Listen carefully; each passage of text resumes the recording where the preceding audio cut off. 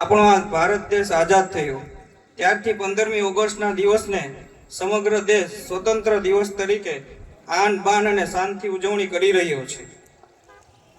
દેશને આઝાદી અપાવવામાં દેશના રાષ્ટ્રપિતા મહાત્મા ગાંધીજી, સરદાર વલ્લભભાઈ પટેલ, બાબા સાહેબ આંબેડકર, નેતાજી સુભાષચંદ્ર બોઝ, ચંદ્રશેખર આઝાદ, ભગતસિંહ, સુખદેવ, રાજ્યગુરુ જેવા અનેક શહીદ વીરો પોતાનું યોગદાન આપ્યું છે.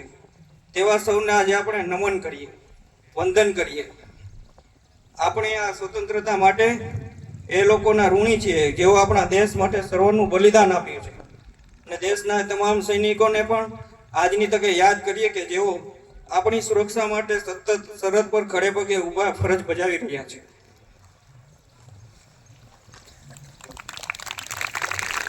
મિત્રો, આજના દિવસને ભારત સરકાર દ્વારા યુવા શક્તિની થીમ ઉપર ઉજવી રહ્યો છે, જેમાં યુવાનો દ્વારા વિકસિત ભારત 2047ના નિર્માણ પર ખાસ ભાર મૂકવામાં આવનાર છે. આજના દેશને આઝાદી પ્રાપ્ત થયાના આટલા વર્ષો દરમિયાન ભારત દેશે આજે રમતગમત, કૃષિ, ઉદ્યોગ, વિજ્ઞાન, અંતરિક્ષ, પ્રવાસન જેવા અનેક ક્ષેત્રોમાં સિદ્ધિઓ હાંસલ કરી છે.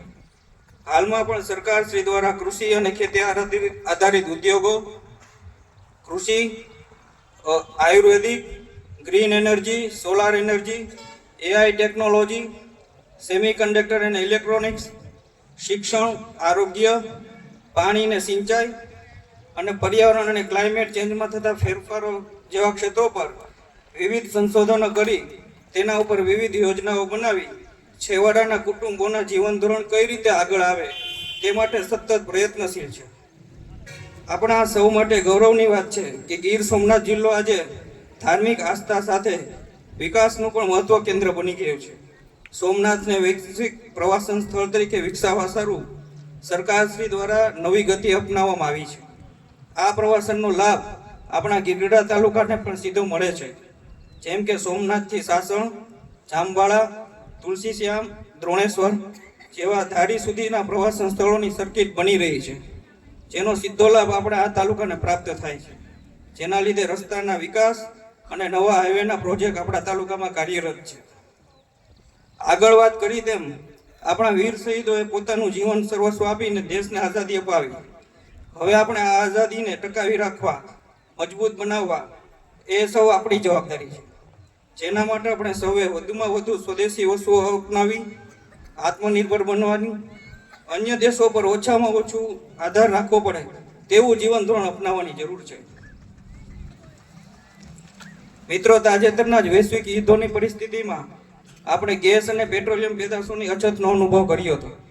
ભવિષ્યમાં પણ આવી પરિસ્થિતિનો સામનો કરવા આપણે સજ્જ થવું પડશે.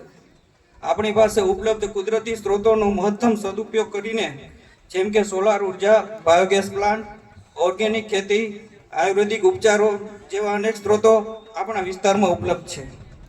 આપણો દેશ કૃષિ અને પશુપાલન પર આધારિત છે. અહીંના માનવ જીવનનો મહત્વનું આર્થિક પાસું કૃષિ અને પશુપાલન છે.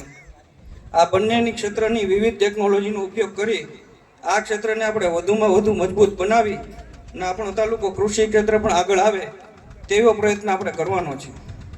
આપણો આ તાલુકો કૃષિ ક્ષેત્ર પણ આગવી ઓળખ ધરાવે છે.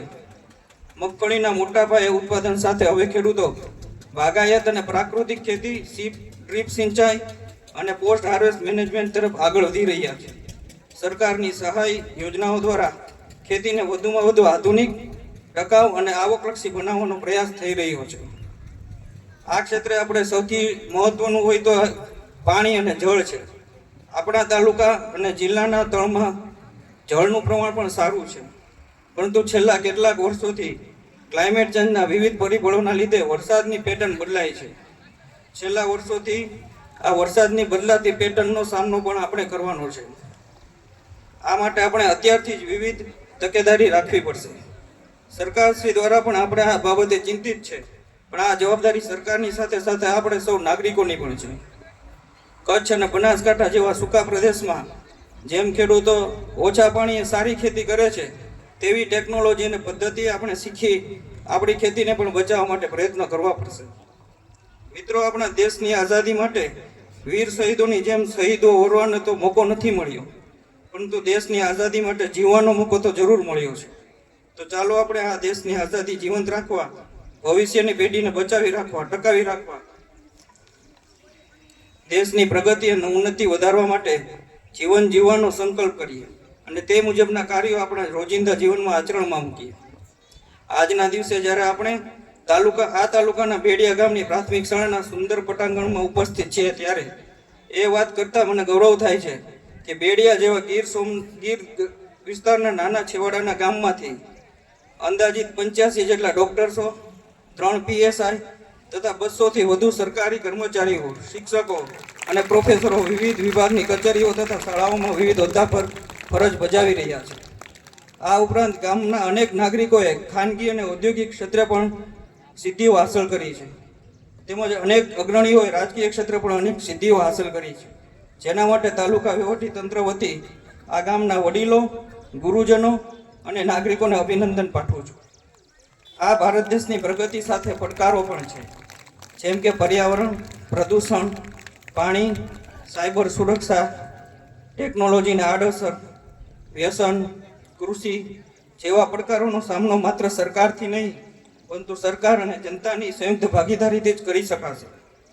આઝાદીના શુભ અવસર પર સંકલ્પ લઈએ કે કેન્દ્ર સરકાર અને રાજ્ય સરકારના કાયદાઓનું એક ફરજનિષ્ઠ નાગરિક તરીકે પાલન કરી રાજ્ય અને રાષ્ટ્રના વિકાસમાં પોતાનું યોગદાન આપે તેવી આજના આ દિવસે આપ સર્વને હું તાલુકા વહીવટી તંત્ર તરફથી વિનંતી સહની અપીલ કરું છું.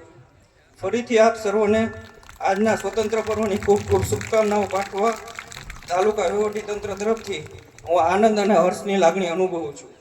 વંદે માતરમ. ભારત માતા કી